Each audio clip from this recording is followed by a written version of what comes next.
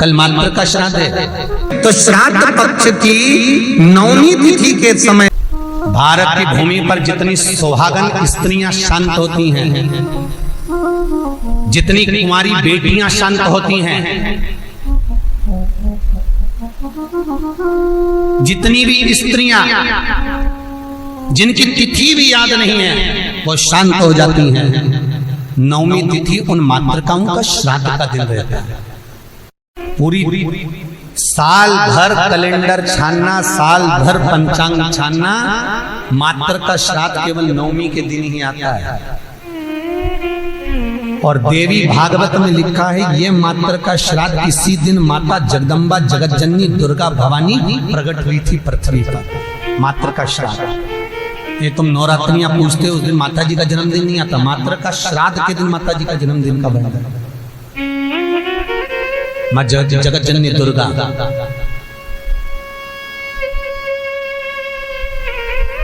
मात्र का श्राद्ध किसी ने कृष्ण किया है, वो हम लिखकर लेकर आए हैं कि महाराज श्राद्ध पक्ष में हमें किसको भोजन कराना चाहिए। ऐसी कोई पुराण नहीं जिस पुराण में लिखा है कि स्त्री मरे तो स्त्री को ही भोजन करा। बहुत ध्यान देना महाराज कथा था। श्राद्ध पक्ष में कोई विडो स्त्री मर गई, कोई विधव्य नारी मर गई, विधवा स्त्री मर गई तो किसी विधवा को भोजन करा। कोई स्त्री चली गई तो उसकी जगह स्त्री को भोजन करा। आप चाहे मार्कंडे पुराण उठा लो, मनु स्मृति उठा लो, व्याघ्र स्मृति उठा लो, किसी भी पुराण में किसी भी शास्त्र में ये नहीं लिखा कि श्राद्ध का भोजन आप स्त्री को कराओ। हर पुराण में एक ही बात लिखी है कि ब्राह्मण वो जो पूजन करता हो, ब्राह्मण वो जो गायत्री करता हो, ब्राह्मण वो जो भगवत भजन करता हो, ब्राह्मण वो जो मंत्र का जाप करता हो, ब्राह्मण वो जो नित्य प्रति संध्या करता हो, ब्राह्मण वो जो मंत्र का स्मरण करता हो, वेद और पुराण का ज्ञाता हो, ब्राह्मण वो जो भगवान की सेवा में तल्लीन रहता हो, ब्राह्मण वो जो कंधे पर जनेऊ धारण करता हो, ब्राह्मण वो जो मस्तक पर त्रिपुंड धारण करता हो, ब्राह्मण वो जो जिसके मुख से गायत्री का नित्य प्रति स्मरण होता हो, उसको भोजन कराने का श्राद्ध में हक है। अब ये भी समझ लो कि अगर स्त्री मरी तो स्त्री के श्राद्ध में क्या स्त्री को ही भोजन कराना चाहिए? तो शिव महापुराण, गरुड़ पुराण, गर्ग संहिता, वराह पुराण, ये सारी पुराणें वर्णन करती है कि स्त्री को आप भोजन करा रहे हो। स्त्री क्या वेद पढ़ती है? स्त्री क्या गायत्री करती है? स्त्री क्या संध्या करती है? स्त्री क्या उपासना करती है? नहीं। अगर उस स्त्री के लिए भी आपने ब्राह्मण को भोजन कराया तो भोजन करेगा तो गायत्री करेगा, संध्या करेगा, उससे उसको भाग हमारे पूर्वजों को प्राप्त होगा। इसलिए ब्राह्मण भोजन की महत्वता करते हैं। फिर दूसरा क्रम कहा गया, मान लो अगर कोई सौभाग्यवती नारी चली गई, सुहागन स्त्री चली गई, कोई पति के साथ सती हो गई, कोई ऐसी स्त्री गई है तो स्पष्ट कहा गया है महाराज, हमारे यहाँ मनुस्मृति में कहा गया कि अगर कोई सौभाग्यवती नारी चली जाती है तो उसको केवल स्त्री को भोजन नहीं कराना है, उसके साथ उसके पति को भी भोजन पर बुलाना है, तब भोजन के श्राद्ध का भाग प्राप्त होता है। नहीं तो वो स्त्री जिसका तुमने श्राद्ध करा है, केवल एक नारी को सौभाग्यवती को बुलाकर भोजन करा दिया, साड़ी दे दी, चूड़ी दे दी, बिंदी दे दी और वो चली गई, तो वो नारी साल भर में स्वप्न में पूरे घर को दिखेगी, जरूर कभी भी दिखेगी, पर दिखेगी ये पक्का। अब कहोगे महाराज हमने तो श्राद्ध में माता जी का भोजन भी कराया था, स्वागन गई थी तो हमने तो एक लेडीज को भोजन भी कराया। वो स्त्री का भोजन कराया, अकेली को भोजन कराया, उसके साथ में उसके पति को नहीं बुलाया। अगर पति आता, दोनों अखंड भाव से भोजन करते तो फिर वो स्वप्न में नहीं देखती, आशीर्वाद देकर जाती, क्योंकि उसकी अकेली को तुमने भोजन कराया है, अकेली। मनुस्मृति कहती है सुहागन स्त्री का जब श्राद्ध आता है तो उसके पति को भी जोड़े पर भोजन करने बुलाना चाहिए, अकेले नहीं। भारत की भूमि पर जितनी सुहागन स्त्रियां शांत होती हैं, जितनी कुंवारी बेटियां शांत होती हैं, जितनी भी स्त्रियां जिनकी तिथि भी याद नहीं है वो शांत हो जाती हैं। नवमी तिथि उन मातृकाओं का श्राद्ध का दिन रहता है। अगर ज्यादा रोग है, बीमारी है, तो श्राद्ध पक्ष की नवमी तिथि के समय पर केवल बड़ के पत्ते के ऊपर, बड़ का जो पत्ता होता है, बड़ वृक्ष का पत्ता, उस पर काली तिल और जौ 21 बार उतार कर, जो व्यक्ति बहुत बीमार पड़ा रहता हो, कोई ना कोई बीमारी उसको घेरी रहती हो, तो बड़ के पत्ते पर काली तिल और जौ, काली तिल और जौ रख कर पितरों का स्मरण कर कर नवमी तिथि के दिन 21 बार उतार कर बहते पानी में डाल दो या पीपल के पेड़ के नीचे रख दो, बीमारी समाप्त हो जाएगी, रोग नहीं घेर सकता। अगले श्राद्ध तक लिखकर रखना कि किस तारीख को करा, किस तिथि को करा, अगली तिथि तक जानना, आपको रोग नहीं आएगा, बीमारी नहीं आएगी, कष्ट नहीं। शिव महापुराण का था, भगवान शिव आनंद की राशि। कल मातृ का श्राद्ध है। काली तिल, काली मिर्ची, 7 लौंग, केवल ये हथेली में रखकर अपना नाम और गोत्र बोलकर अपने दरवाजे से बाहर निकलकर किसी भी शंकर के मंदिर को समर्पित करिए। शिव पे नहीं चढ़ाने दें तो शंकर की चौखट पर रखें। महाराज घर में कभी क्लेश नहीं होगा, बिल्कुल शांति, सहजता, प्रेम, आपस।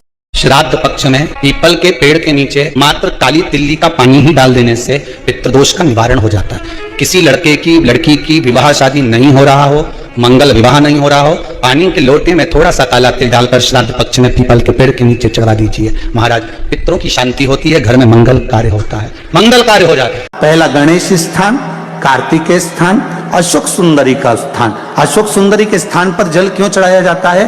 क्योंकि भगवान शंकर की सबसे छोटी लड़की जो है वो अशोक सुंदरी है, और ये जो छोटी लड़की है अशोक सुंदरी, ये नारी को अखंड सौभाग्यता का वर प्रदान करती है। कौन सी नारी को, किस नारी को अखंड सौभाग्यता देती है?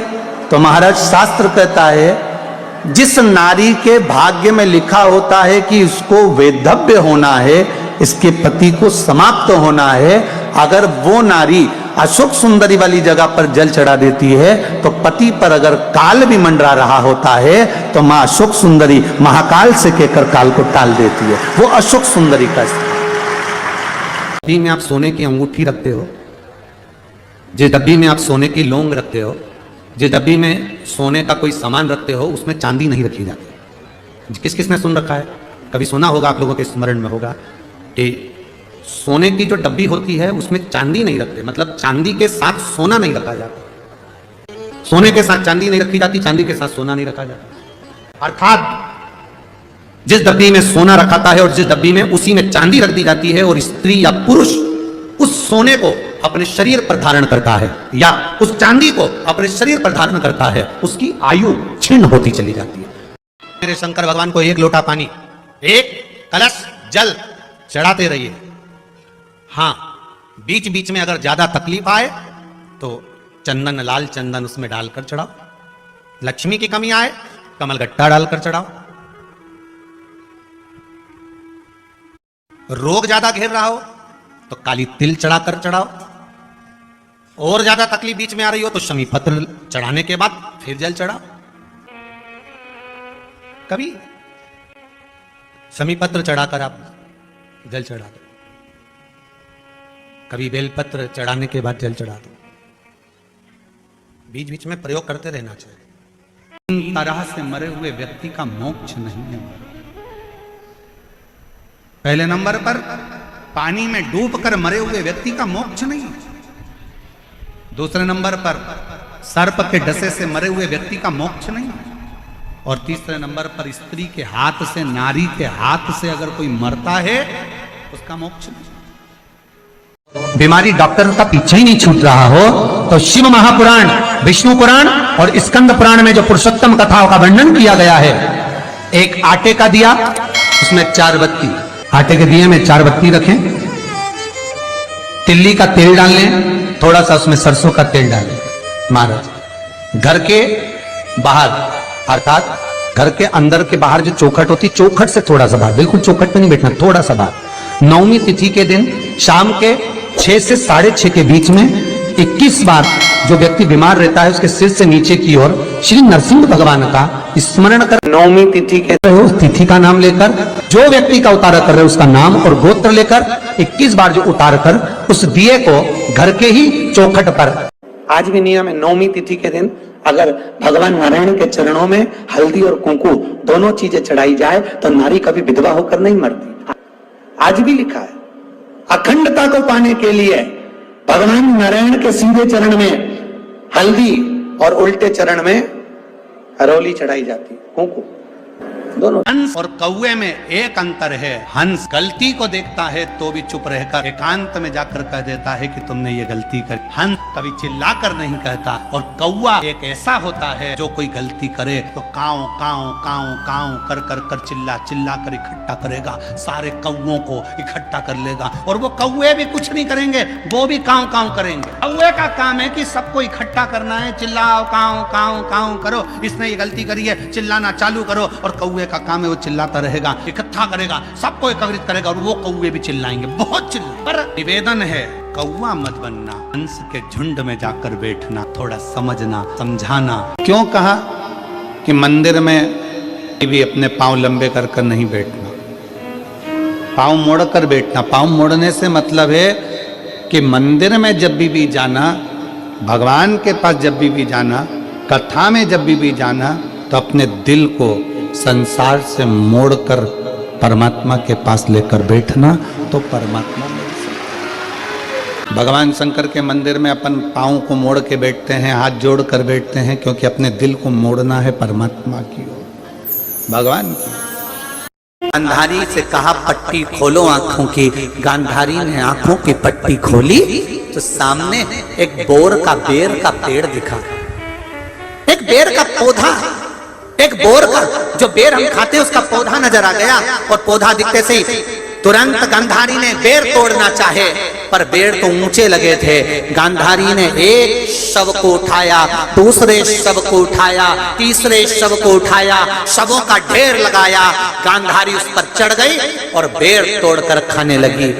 खाने के बाद गांधारी को याद आया कि मुझे तो अपने बेटों से मिलना है जो मर गए।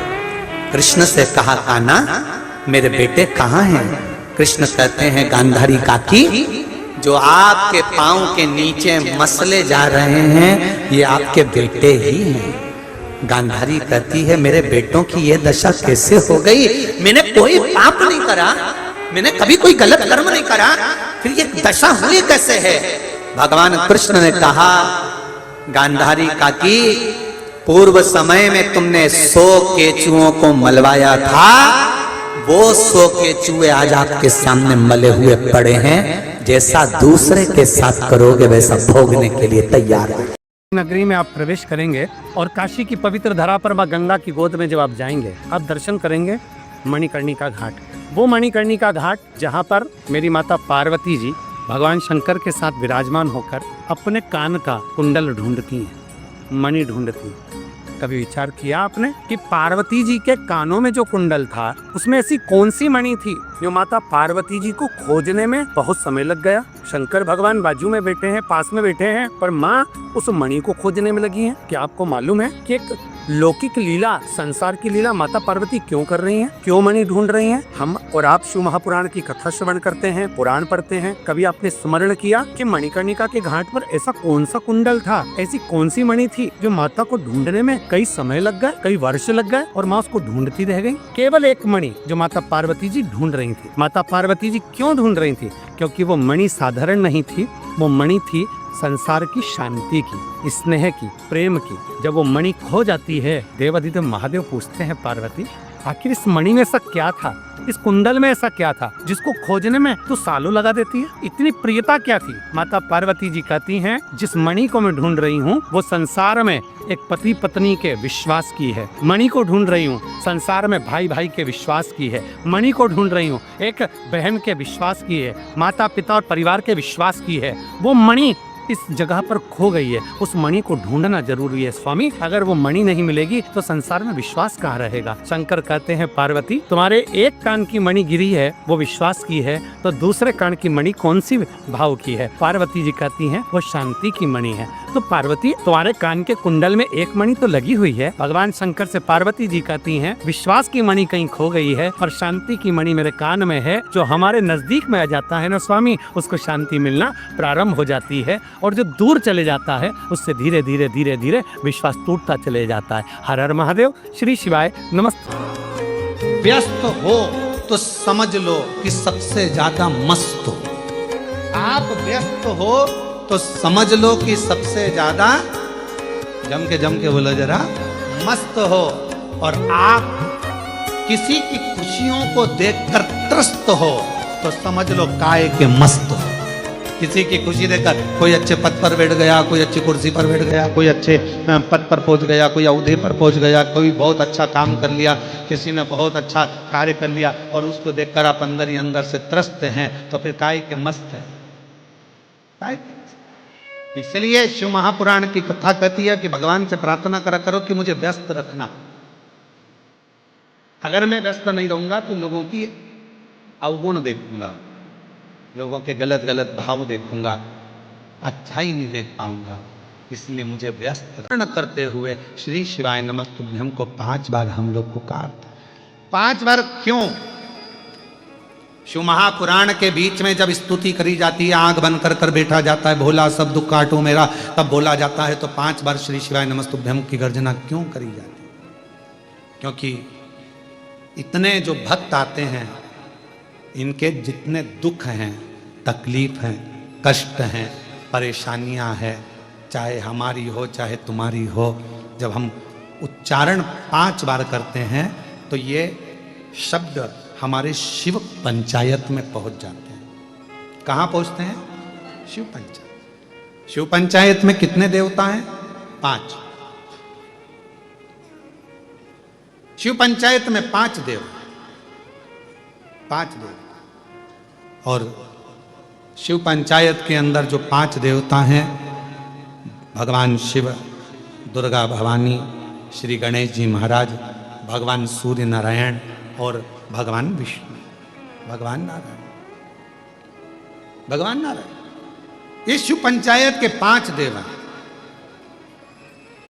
ये भाव प्रकट होता है कि जब हम भगवान शंकर का 5 बार भगवान शिव का नाम लेते हैं, 5 बार उच्चारण करते हैं, श्री शिवाय नमस्तुभ्यं, श्री शिवाय नमस्तुभ्यं, श्री शिवाय नमस्तुभ्यं, श्री शिवाय नमस्तुभ्यं। हम और आप 5 बार जब उच्चारण करते हैं तो हमारा वो उच्चारण करा हुआ शब्द, मंत्र शिव पंचायत के अंदर चला जाता है। और जिसने भले आस्था चैनल के सामने बैठकर बोल रहे हो, चाहे नंबर में 5 बार भी आपके मुख से श्री शिवाय नमस्तुभ्यं निकल गया और तुम्हारा कोई दुख है तो वो शिव पंचायत में जाता है, और भगवान शंकर की वो पंचायत में हमारे दुख को काटने की तुरंत अपील लग जाती है, और हमारा दुख अपने आप कटना प्रारंभ हो जाता है, अपने आप। शिव पंचायत में बुरी है। घर के अंदर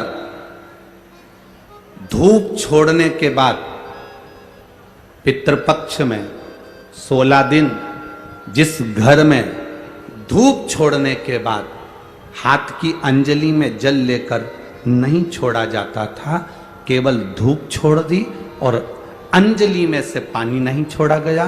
गाय को श्राद्ध पक्ष में रोटी निकालकर खिला दी, थोड़ा सा जल गाय को नहीं दिया गया।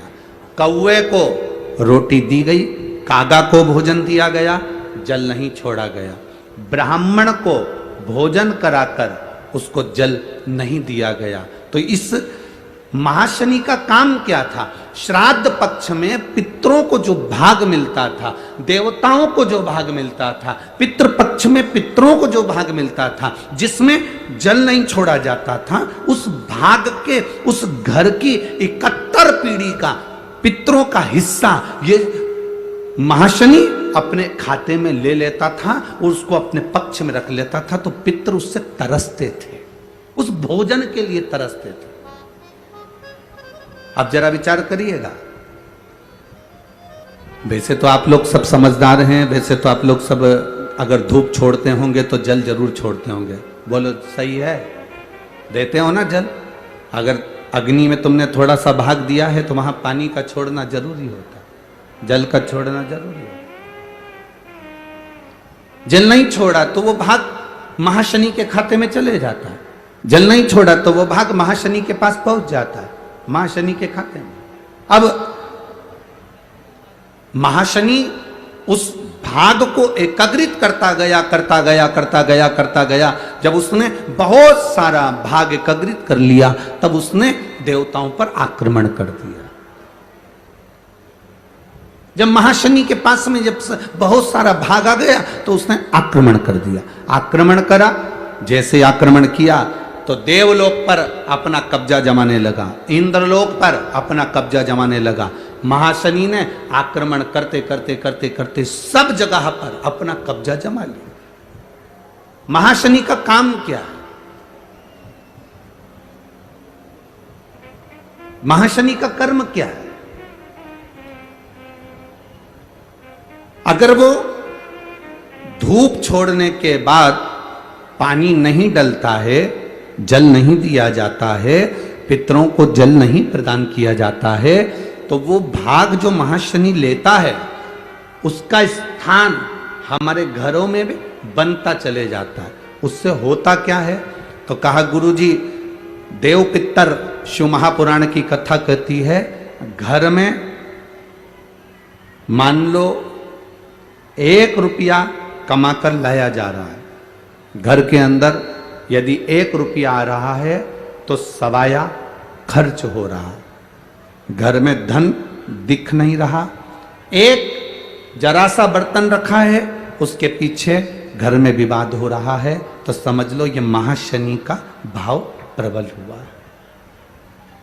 घर में बच्चे, एक बेटा बीमार हुआ, एक बच्चा बीमार हुआ, ठीक हुआ, दूसरा बच्चा बीमार हुआ, ठीक हुआ, तीसरा बच्चा बीमार हुआ, ठीक हुआ। छोटे बीमार होते होते बड़े बीमार होने लगे, एक बीमार पड़ रहा है, एक ठीक हो रहा है, समझ लो महाशनि का प्रभाव है। मतलब तुमने कि तुम्हारे घर में अगर 4 बेटे हैं, 3 बेटे हैं, उन्होंने धूप तो छोड़ दी, पर किसी ना किसी ने जल देने से उसको जल प्रदान नहीं करा। गाय को रोटी तो श्राद्ध पक्ष में दे दी, पर जल नहीं दिया गया। गाय को अगर रोटी देने जा रहे हो तो थोड़ा सा बाल्टी में पानी भर कर ले जाओ। अगर बाल्टी में भी पानी नहीं ले जा सकते, थोड़ा सा जल उसके मुख पर जरूर देना चाहिए कि वो जल का आचमन कर ले। कौवे को अगर भोजन दिया है, कागा को अगर भोजन दिया है, थोड़ा सा जल का भाग भले कटोरी में भर कर ले जाओ और छत पर थोड़ा सा भाग जल का छींटो, पर छींटना जरूर है। श्राद्ध पक्ष में वृषकपि अवतार का महत्व क्या है? विषकपि अवतार की महत्वता क्या है? देव पितर शिव महापुराण में अगर 16 दिन श्राद्ध के होते हैं और 16 दिन श्राद्ध में से कोई भी एक दिन श्राद्ध का, जो तुम्हारी मर्जी पड़ जाए, जिस दिन तुम घर में फ्री हो, जिस दिन तुम्हारी मर्जी पड़ जाए, जिस दिन तुम्हारा मन कर जाए, उस दिन वृषकपि, विषकपि नाम लेकर एक रोटी में थोड़ी सी शक्कर या गुड़, थोड़ा सा चावल, थोड़ा सा अगर चावल नहीं हो तो खीर बन जाए तो ज़्यादा अच्छी है, रोटी के अंदर रखकर वृषकपि या विषकपि, भगवान शंकर का एक अवतार है नारायण के साथ में। भगवान शिव और भगवान शंकर का और नारायण का एक अवतार मिलकर हुआ था। भगवान शिव और नारायण का मिलन से 3 अवतार हुए थे, 3 अवतार हुए। एक हरिहर अवतार भी भगवान शंकर और नारायण के मिलन से हुआ, एक वृषकपि अवतार भी नारायण और शिव के मिलन से हुआ। तो जो वृषकपि अवतार है, भगवान शंकर और एक भगवान नारायण और भगवान शंकर के मिलन से शरंभेश्वर अवतार भगवान शंकर का और नारायण का मिलकर हुआ है, शरंभेश्वर। ये 3 अवतार नारायण और शिव जी मिलकर बने हैं। 3 अवतार भगवान शंकर ने नारायण के साथ मिलकर लिया, शरीर एक बनाया, दोनों मिल गए, एक शरीर बनाकर जगत का कल्याण करें। रोटी हो तो रोटी, पूड़ी हो तो पूड़ी, पराठा हो तो पराठा, जो तुम बनाए हो उसमें थोड़ा सा मात्रा दूध चावल की या खीर की, थोड़ी सी मात्रा गुड़ की, और वृषकपि या विषकपि अवतार का नाम लेकर अपने दरवाजे के बाहर खड़े होकर जो गौ माता को श्राद्ध पक्ष में किसी भी दिन ये भोजन वृषकपि का नाम लेकर दे देते हैं, उसके घर में कभी संपदा की कमी नहीं आती, धन की कमी नहीं आती। श्राद्ध पक्ष का ये स्वरूप है विषकपि अवतार। एक बार सब बोलेंगे, बोल विषकपि भगवान की। अब नाम आप लोग ले जिससे आप लोगों को याद हो जाए, बोलिए विषकपि भगवान की। आप विषकपि बोल सकते हो, वृषकपि भी बोल सकते हो, वृषकपि भी बोल सकते हो और विषकपि भी बोल सकते हो, दोनों नाम में से कुछ भी। हाँ, अगर आप नेट पर सर्च करोगे या आजकल लोग क्या है, कथा सुनने के बाद नेट पर जल्दी सर्च करते हैं, तो गूगल आदि पर सर्च कर